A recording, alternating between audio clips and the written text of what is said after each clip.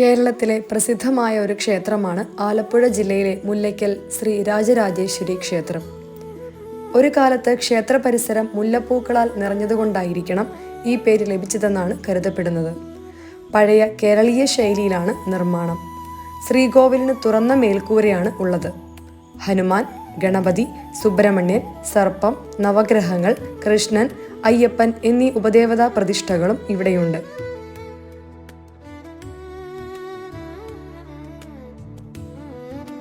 മുല്ലയ്ക്കൽ ചിറപ്പ് മഹോത്സവമാണ് പ്രധാന ആഘോഷം.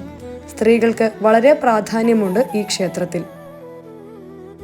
നൂറ്റാണ്ടുകൾ നിലനിൽക്കുന്ന രീതിയിൽ ഭംഗിയായ നിർമ്മിതികൾ പണികഴിപ്പിച്ചിരുന്ന ആചാര്യമാർ ഉൾപ്പെടെയുള്ള പൂർവികരുടെ വൈദഗ്ധ്യത്തെ ശിരസാ നമിച്ചുപോകും ഇത്തരം ക്ഷേത്രങ്ങൾ സന്ദർശിക്കുമ്പോൾ.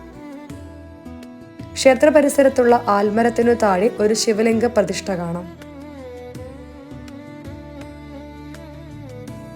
ധാരാളം പ്രാവിൻ കൂട്ടങ്ങളും ഈ ക്ഷേത്ര പരിസരത്ത് സ്വച്ഛന്തമായി വിഹരിക്കുന്നു.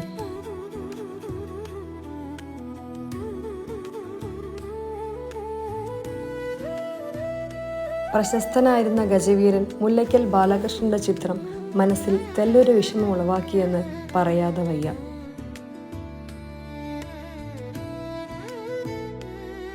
അഞ്ഞൂറ് വർഷത്തിലധികം ചരിത്രമുള്ള ഈ ക്ഷേത്രത്തിൻ്റെ ഉത്ഭവത്തെപ്പറ്റി പല കഥകളുമുണ്ട്.